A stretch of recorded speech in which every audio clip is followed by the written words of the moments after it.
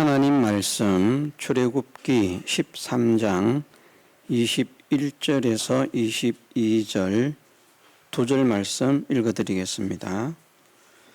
여호와께서 그들 앞에 행하사 낮에는 구름 기둥으로 그들의 길을 인도하시고 밤에는 불 기둥으로 그들에게 비추사 주야로 진행하게 하시니 낮에는 구름 기둥, 밤에는 불 기둥이 백성 앞에서 떠나지 아니하니라. 아멘. 예. 읽어드린 본문으로 불과 구름 기둥으로 이스라엘을 인도하신 하나님이라 하는 말씀으로 함께 은혜를 나누고자 합니다. 예, 아브라함의 후손이고 야곱의 후손인 이스라엘 백성들이 애굽에 들어가서 약 430년을 생활하게 됩니다. 그 가운데 요셉이 살아있던 시절에는 이스라엘 백성들이 애굽 사람들에게 대우를 받았지만 요셉이 죽은 이후에 요셉을 알지 못하는 애굽 왕이 일어난 때에는 이스라엘 백성들이 애굽으로부터 심한 박해를 받게 됩니다. 애굽 왕이 생각하기를 이스라엘이 강성하기 때문에 자기들을 치고 자기들에게 해를 끼치고 나갈 것이다 하는 생각을 하게 되었고, 그래서 이스라엘을 약하게 하기 위해서 온갖 혹독한 고통을 가했습니다. 극심한 노역을 시켰고요.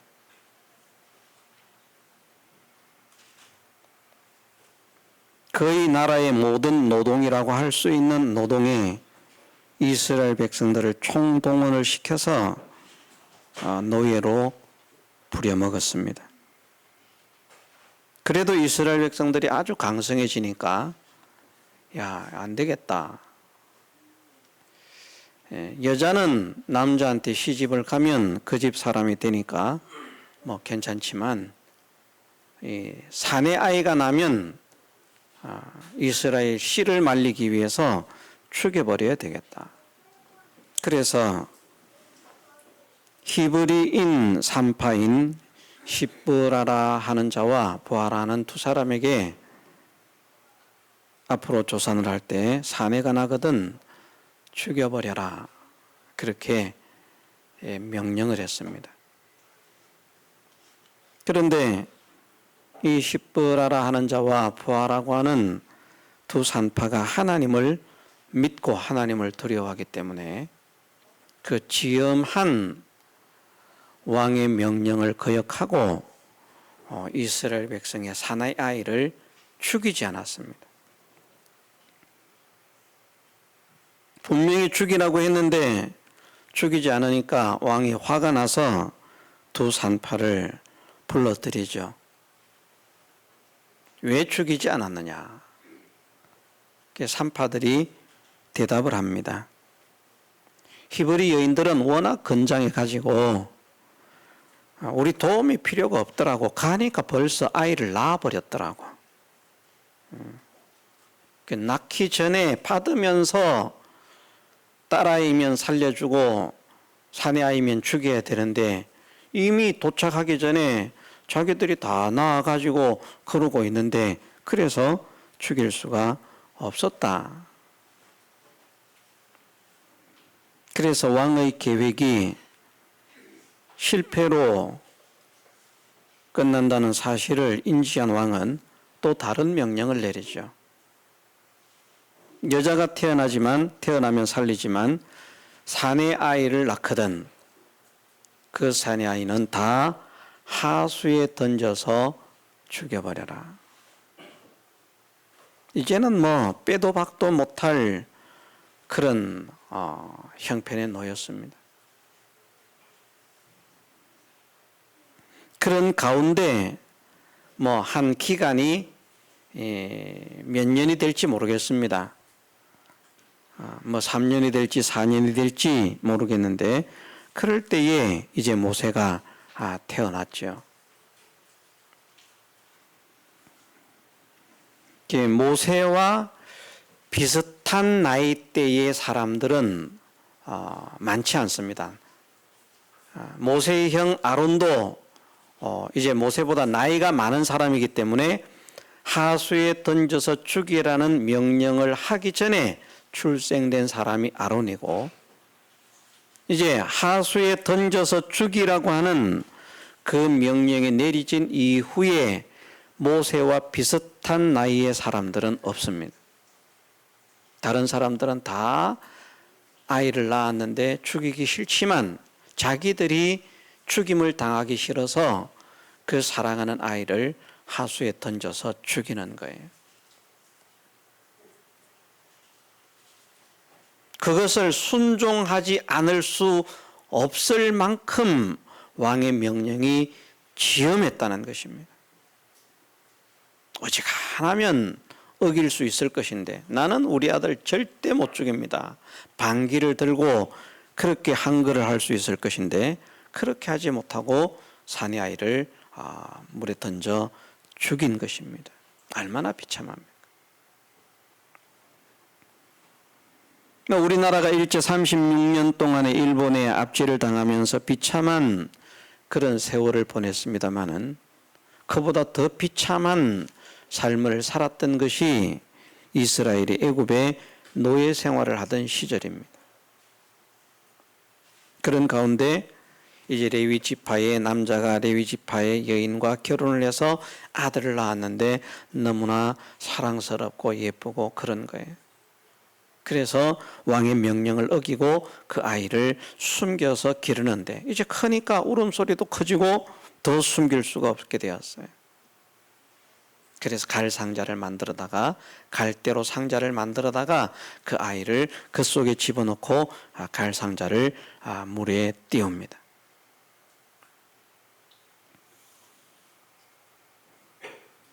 모세의 누나였던 미리암이 내 동생을 물에 던져 지금 저렇게 떠내려가게 했는데 과연 어떻게 될까 하고 이제 지켜보고 있는데 마침 바로의 딸인 공주가 와서 목욕을 하다가 그 상자를 발견하고 시녀들을 보내어서 건지게 하죠.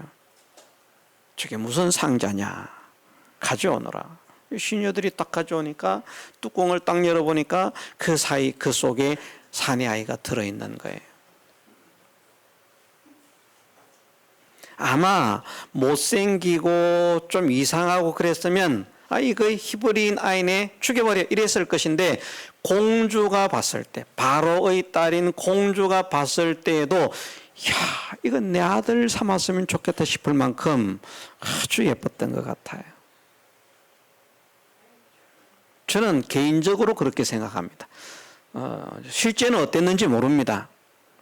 그런데 저라고 하면 그랬을 것 같아요. 못생겼으면 그냥 버렸을 것 같고 처근해서 키우는 게 아니고요.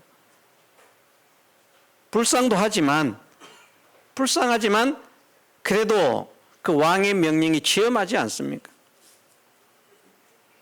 그런데 얼마나 예뻤던지 이 아이를 내 아들로 키워야 되겠다. 그럴 때 누나 미리암이 나서죠. 이 아이를 젖먹일 유모를 구해드릴까요? 그래 주겠니? 그래서 친엄마를 소개를 하는 겁니다. 버린 아들을 친엄마가 다시 젖을 먹이면서 안심하고 유모의 역할을 하면서 키웁니다. 그 아들이 장성해서 40세가 됩니다. 어머니가 키우면서 히브리인으로서 교육을 하는 거예요. 물론 자라기는 나중에 이제 저절되고 왕궁에 들어가서 바로의 딸이 되어서 바로의 아들이 되어서 왕자처럼 그렇게 생활을 하지만 나는 히브리인이다 하는 것을 새기고 있는 거예요. 영화는 보면 다르죠. 나중에 이제 알게 되는데 실제로는 미리 알고 있습니다. 어머니가 그렇게 교육을 한 거죠. 그래서 어떻게 하면 내 민족을 이 압제에서 벗어나게 할 수 있을까 하는 그 소원을 가지고 부지런히 배우고 부지런히 익히고 부지런히 힘을 기르고 그렇게 했습니다. 그리고는 40세가 되었을 때에 한번 쫙 시찰을 하다가 보니까 애굽인이 자기 동족 히브리인을 치는 거예요. 그래서 자기 동족을 치는 그 애굽인이 미워서 쳐 죽여버렸습니다. 그리고는 묻어서 감추었습니다. 다음날 나가니까 히브리인들끼리 또 싸우고 있는 거예요. 너희들은 동포가 되어서 어떻게 싸우고 있느냐? 그랬더니 말을 합니다. 어제 애굽인을 죽인 것처럼 나도 죽일래? 한번 죽여봐라. 모세가 깜짝 놀랍니다. 아이고 일이 탄로가 되었구나. 그래서 도망을 갑니다. 자기는 생각하기를 내가 이 애굽인을 쳐 죽이면 우리 동족들이 생각하기를 저 바로의 딸 왕자의 손을 통해서 우리가 구원함을 입는가 보다. 저 사람이 우리를 도와주고 저 사람이 우리를 구출하려는가 보다. 그렇게 생각을 할 줄 알았는데 이스라엘 백성은 대항을 하면서 버리는 겁니다.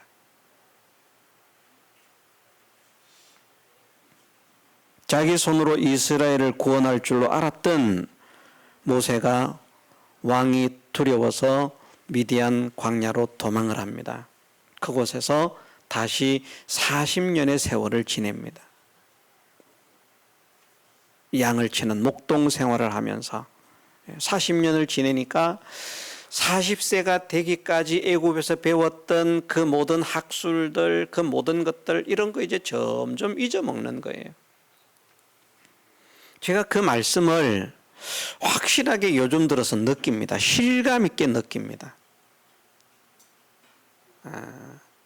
어릴 때 총명한 거, 똑똑한 거, 공부 잘하는 거, 젊을 때 총명하고 똑똑하고 공부 잘하고 일 잘하는 거 50이 넘어가고 60이 되면 같아진다. 누가 그렇게 말을 하더라고요. 제가 이제 60이 넘었지 않습니까? 아멘이라고 대답을 할 만큼 공감이 가요.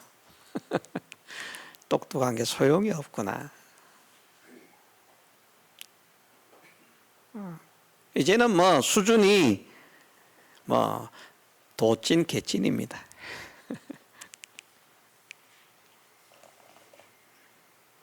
예, 그러니까 여러분들, 우리 목사님은 우리보다 나을 거야. 그런 기대 안 하시는 게 좋습니다. 여러분들하고 똑같거나 저보다 젊은 사람들보다 어떤 연륜이나 경륜에 있어서는 앞서는 것이 있을지 모르겠지만 생각하는 것이나 이런 모든 것들이 뒤처질 수 있습니다. 세월의 흐름은 어쩔 수가 없습니다. 힘도 생각 같지 않습니다. 옛날 같으면 뭐 저런 거 있으면요 그냥 남이 와서 안 해도 그냥 혼자서라도 그냥 뭔가를 해버릴 그런 성격을 가지고 있는데 지금은 힘이 붙입니다. 세월의 흐름을 느낀다는 것이죠. 40년 동안 모세가 열심히 공부하면서 애굽의 학술을 배우고 그런 어떤 병법이나 이런 것들도 배우면서 내 손으로 내 민족을 구원할 것이다. 큰 포부를 가지고 그렇게 했을 것인데 40년 다시 광야에서 양치는 목동 생활을 하면서요. 지혜도 날아가는 것이고 힘도 날아가는 것이고 말도 어눌해지는 것이고 형편없이 쓸모없는 사람으로 그렇게 낮아져요. 그런데 40대 혈기왕성할 때 내가 내 손으로 이스라엘을 구원할 것이다 할 때에 하나님께서 버림을 받게 하셨는데 다시 40년이 지나서 나는 말도 이제는 잘 못합니다. 말도 잘 못해요. 나는 못합니다.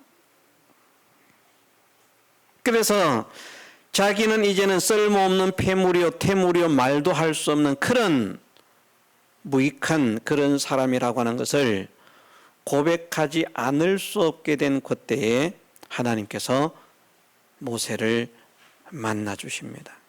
그리고 이스라엘을 구출하는 자로 삼으십니다. 젊을 때도 구출을 못했는데 어떻게 다 지식도 힘도 기능도 다 잃어버린 그런 80세가 되어서 사람을 구출할 수 있겠습니까? 그런데 하나님께서 말씀하시는 것은 사람을 구출하는 것은 사람의 힘으로 하는 것이 아니라 내 백성을 구원하는 것은 사람의 힘으로 하는 것이 아니라 나의 사랑과 나의 은혜와 나의 능력으로 되어지는 것이다 하는 것을 알려주시기 위해서 젊었을 때 뭐 아는 지식 가지고 기술 가지고 병법 가지고 막 이렇게 도모해 가지고 이제는 내 편을 끌어모아 가지고 우리가 이렇게 저렇게 해서 애국을 팍 엎어버리고 쫙 그랬으면 하나님이 하신 역사를 못 믿습니다. 자기들이 잘나 자기들의 능력으로 자기들의 지식으로 자기들의 기술로 자기들의 그런 어떤 싸움의 실력으로 그 일을 했다고 믿을 것인데 자기 자신도 자기 자신을 믿고 의지할 수 없는 그 형편의 놓여있는 노인 할아버지 모세를 하나님이 쓰시는 거예요. 하나님의 능력으로 한다는 것을 보여주시기 위해서. 그리고는 이제 모세는 이스라엘 구출하는 자로 쓰임을 받지만 실제로 하는 것은 별로 없습니다. 말도 형이 대신 다 해요. 자기는 그냥 하나님께 들은 말씀 그 형한테 말해주면 그 말을 아론이 바로에게 다 말하는 겁니다. 자기는 그냥 같이 다니는 것 뿐이에요. 하나님께서 말씀하시는 거 전할 뿐이고. 그런데 하나님께서 붙들고 쓰시는 모세를 통해서 모세가 가진 지팡이를 통해서 하나님의 능력의 역사가 일어나기를 시작합니다. 깜짝깜짝 놀랄 만한 역사가 일어납니다. 애굽 왕 바로는 이스라엘을 놓아 보내지 않으려고 했지만 결국은 10가지 재앙으로 침을 받은 이후에 항복을 하고 보내고야 맙니다. 야, 이거 끝까지 붙잡고 있다가는 진짜 우리가 다 죽겠구나. 보내야 되겠다. 어쩔 수 없이 보냅니다.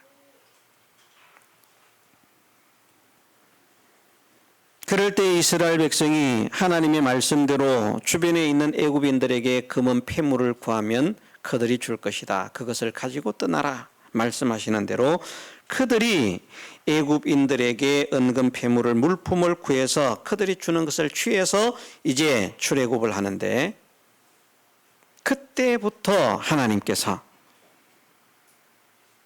밤에는 불기둥으로 낮에는 구름기둥으로 이스라엘을 인도하시고 가나안에 들어가기 직전 요단을 건널 때까지 하나님께서 구름기둥과 불기둥으로 이스라엘 백성을 인도하셨습니다.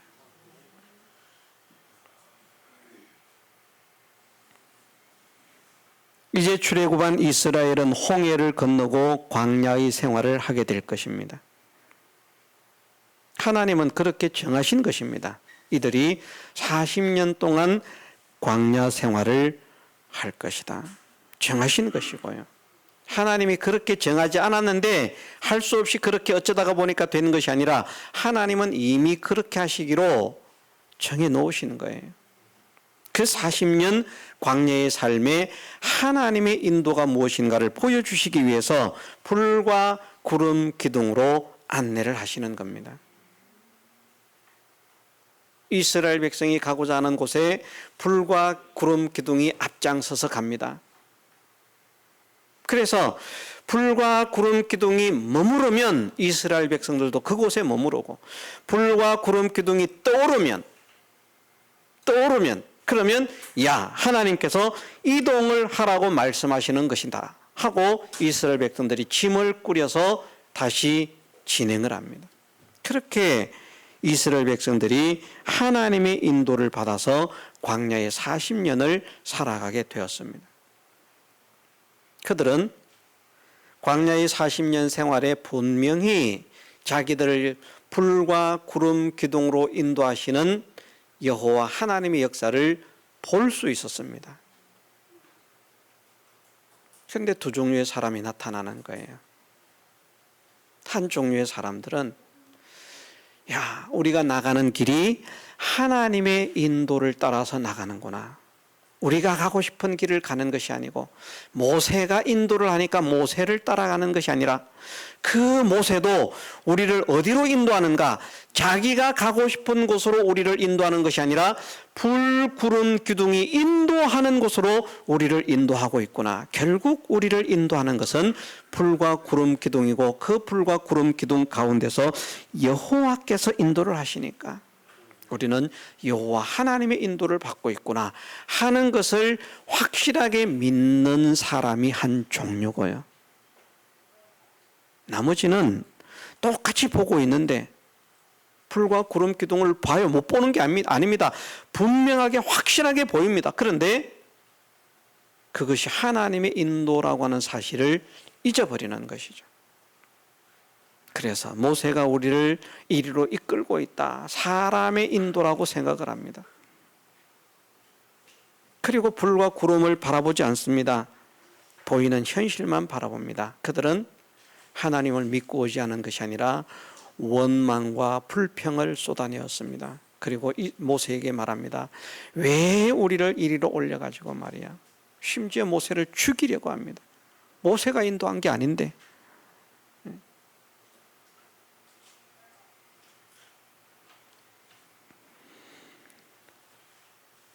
이스라엘이 40년을 행한 광야는 오늘 우리에게 있어서 세상의 삶을 살아가는 성도의 삶을 상징하고 있습니다. 광야의 이스라엘 백성들을 불과 구름 기둥으로 인도하셨다는 것은 오늘 신령한 이스라엘 된 우리를 하나님께서 성령과 진리로 인도하시는 것을 계시하고 있습니다. 이스라엘 백성이 광야에서 자기들이 가고 싶어서 간 것이 아니라 이스라엘이 간 모든 곳은 불과 구름 기둥의 인도, 곧 여호와 하나님의 인도를 받아서 간 것처럼 오늘 구원 얻은 성도들이 살아가는 이 세상의 모든 현실, 우리가 삶의 현실 현장에서 만나는 우리의 모든 현실, 그 모든 현실은 사람들이 볼 때는 내가 선택해서 가는 것 같지만 사실은 하나님께서 인도하시는 현실입니다. 그 현실에서 하나님께서 인도하신다는 불과 구름 기둥을 바라보는 사람들은 하나님의 역사를 기다리지만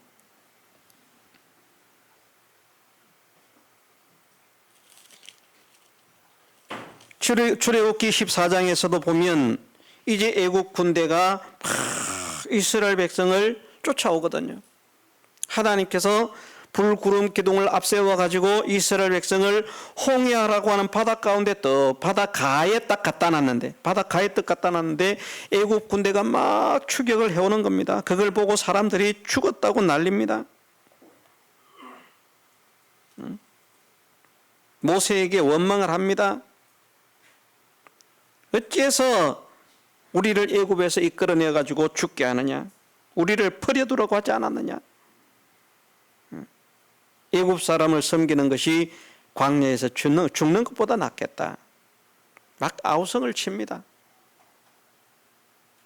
그 사람들은 불과 구름 기둥이 여호와 하나님의 인도라고 하는 사실을 잊어버리는 거예요. 하나님께서 우리를 여기에 인도하셨다 하는 사실을 알면 하나님께서 애굽에서 자기들을 구출해 내실 때 어떻게 구출하셨는가? 그냥 쉽게 구출한 것이 아니고요, 10가지 재앙으로 자기들을 내보내지 못하게 만드는 애굽인을 쳤다는 것입니다. 그런 권능으로 우리를 구출하신 하나님이시다. 이 하나님을 믿고 오지 않으면 하나님께서 우리를 책임지실 것이다. 이 믿음을 가져야 되는데 그 하나님의 인도를 바라보지 못하니까 현실만, 야, 홍해가 우리 앞에 놓였는데 애국 군대가 쳐들어오네, 그것만 쳐다보니까 하나님을 믿는 믿음이 아니라 원망과 불평만 나오는 겁니다.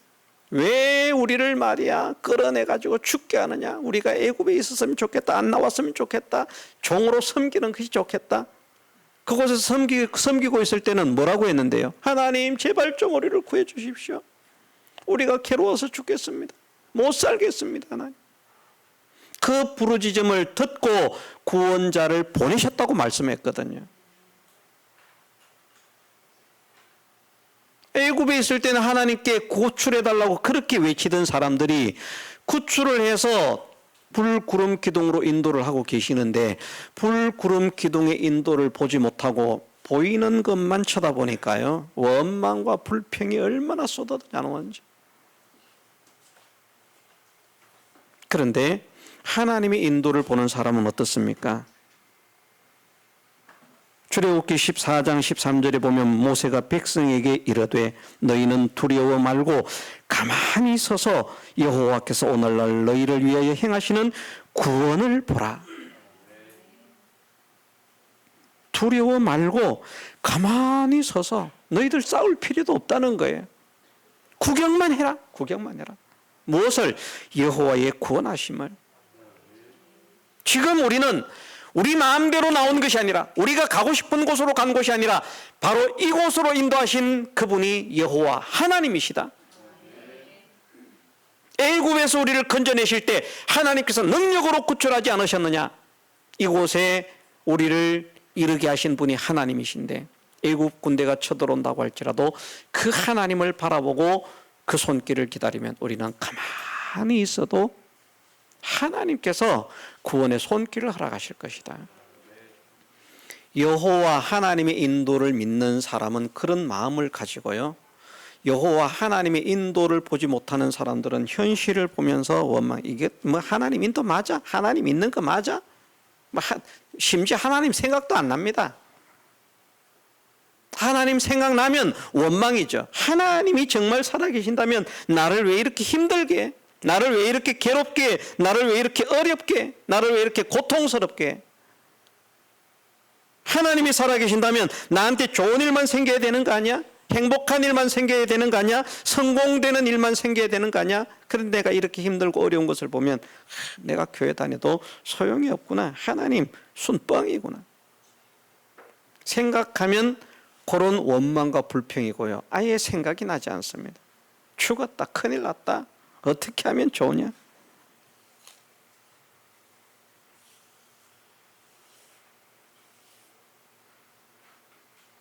이스라엘 백성을 불과 구름 기둥으로 인도하셔서 40년을 광야 생활을 하게 하신 목적이 있다고 했습니다. 믿음의 사람과 믿지 않는 사람을 구별하시기 위해서. 가나안에 들어가는 것은 천국에 들어가는 것을 나타내는데요, 하나님께서 천국과 지옥을 만들어 놓고 한 종류의 사람들은 그냥 무조건 지옥으로 쳐놓고 한 종류의 사람들은 무조건 천국에 넣어서 처음부터 그렇게 살게 하시는 것이 아니고요, 지옥에 들어가는 사람들도 지옥에 들어가기 합당한 행위를 함으로 인해서 지옥에 넣는 것이고요, 천국에 들어가는 사람도 천국에 들어가기에 합당한 일을 행위를 함으로 인해서 천국으로 들어가게 하셔서 천국에 들어간 사람도, 천국에 들어간 사람을 보면서 구원을 얻지 못한 사람들이 저들이 천국에 들어가는 것은 합당하다는 것을 인정할 수밖에 없고요, 지옥에 들어간 그 자신들이 지옥에서 영원한 고통을 당하면서도 우리는 이렇게 고난을 당하는 것이 합당하다고 인정을 할 수밖에 없는, 그냥 맹목적으로 아무 생각 없이 너는 지옥에서 살아라, 너는 천국에서 살아라, 그렇게 하시는 것이 아니라 기회를 주시고 믿느냐 믿지 않느냐 하는 그 기회를 주셔서 믿음의 사람으로 살면 가나안으로 들어가는 것이고, 믿음의 사람으로 살지 못하면 가나안에 들어가지 못하고 광야에서 멸망을 당하는 이스라엘처럼 하나님의 재앙으로 멸망을 당하는 이스라엘처럼 지옥의 형벌을 당하게 하셔서, 그래서 그 광야는 쉬운 현실이 아닙니다. 정말 힘들고 괴로운 현실입니다. 광야라고 하는 그 지역이 그렇다는 거예요. 걷기 쉬운 길도 아니고 환경도 좋은 환경이 아니고, 낮에나 해가 내리쬐서 더워서 견디기가 어렵고요, 또 밤에는 상대적으로 우리나라만큼 영하로 내려가는 것이 아니지만 더운 지역에 사는 사람들은 영상 15도에 어떻게 된다고요? 얼어 죽는다는 거예요. 영상 15도에. 우리가 영상 15도에 얼어 죽는다 그러면 이해가 됩니까? 이해가 안 되잖아요. 더운 지역에 사는 사람들은 그렇다는 겁니다. 필리핀도 날씨가 덥거든요. 그런데 고산지대 가면 낮은 더운데 밤에는 좀 높은 지역에 가면 춥다는 거예요. 낮은 적도 가까운 지역이니까 얼마나 덥습니까? 적도 부근이니까. 그런데 밤에는 좀 높은 지역은 춥다는 거예요. 그래서 필리핀 사람들이 밤에 추워서 두꺼운 이불을 덮고 잔다는 겁니다. 이해가 안 되지 않습니까? 겨울이 아니고 여름인데, 더운데, 낮에는 덥다고 난리, 밤에는 춥다고 이불을 덮고 자고요. 광야는 그보다도 더 선명하게 더위와 추위가 나타나는 지역입니다. 왜? 일단 그늘이 없기 때문에 낮은 무조건 덥고요, 습도가 없기 때문에 추위가 그대로 느껴진다는 거예요. 찝찝하지 않습니다. 그런 건 좋아요. 쾌적해요. 습도가 낮으니까.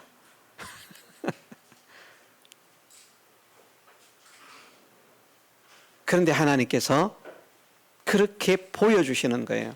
낮에는 구름 기둥으로 인도하신다는 것은, 낮에 불 기둥으로 인도하시면 더워 죽겠는데 더 죽게 만드는 거잖아요. 밤에는 그 광야의 생활을 하는 사람에게는 추워서 죽겠는데 구름으로 또다시 더 춥게 만든다면 더 보이지도 않지만 더 힘들게 만드는 거잖아요. 그래서 낮에 구름 기둥으로 인도하신다는 것은, 낮에는 구름 기둥, 밤에는 불 기둥으로 인도하신다는 것은 필요 적절한 은혜로 인도하신다는 것을 나타내고 있거든요. 1차적으로는 필요한 것을. 낮에는 해가 상하지 못하도록, 밤에는 추위가 이스라엘 백성을 상하지 못하도록,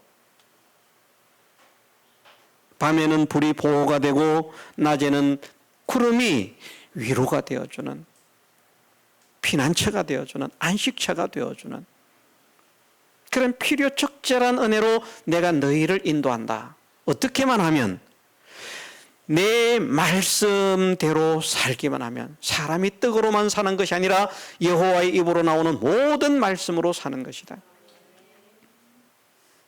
그 말씀을 같이 하고 있습니다. 내가 너희를 왜 광야의 40년 생활을 살게 했는지 아느냐? 이 척박한 광야의 40년을 왜 행하게 했는지 아느냐? 그러면서 왜 불과 구름 기둥으로 인도했는지 아느냐?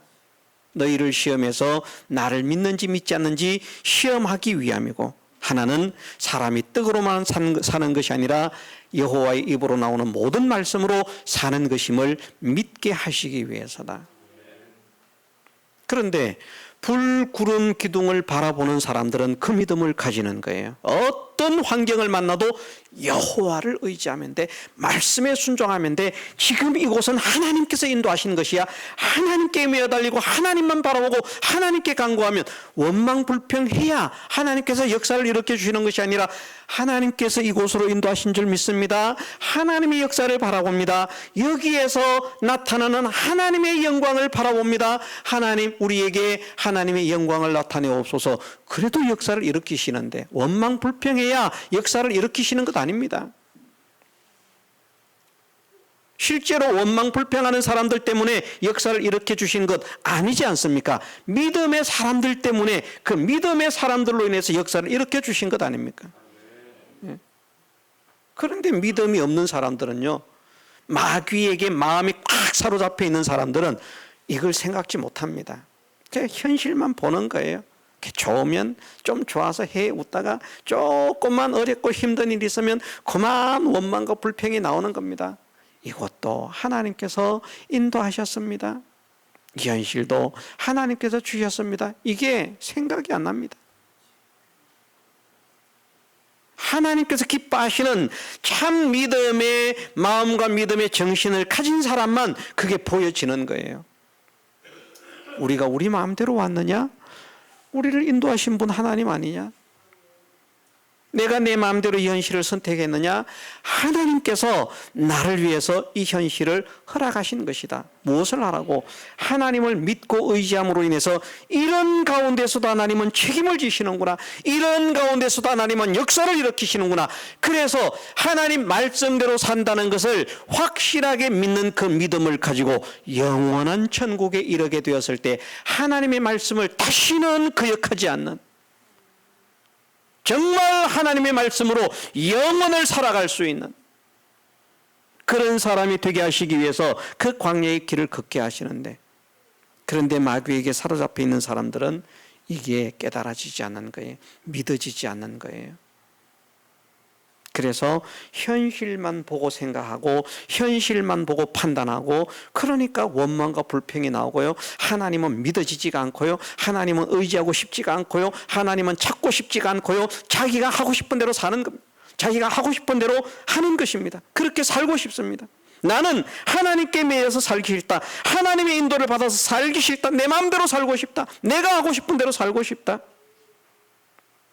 사람이 자기가 하고 싶은 대로, 자기가 가고 싶은 대로, 자기가 좋아하는 대로 사는 것은 악이라고 했습니다. 악인은 망한다고 했습니다.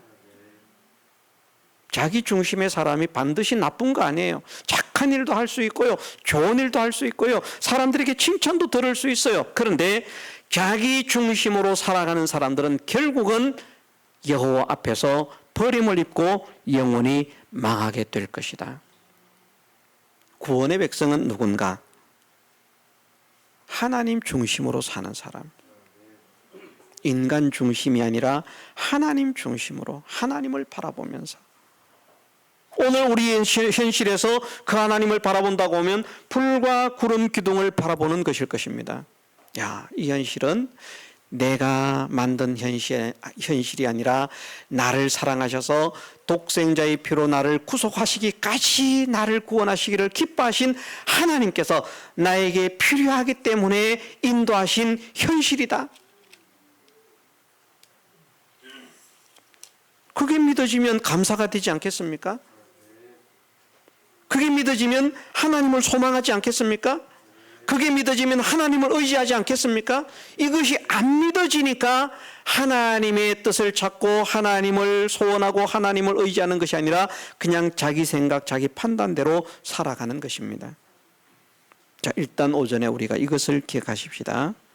이스라엘 백성을 광야의 40년 동안 불, 구름, 기둥으로 인도하셨습니다. 불, 구름, 기둥으로 인도하셨다는 것은 하나님의 인도를 나타냅니다. 광야는 우리의 세상의 삶을 나타냅니다.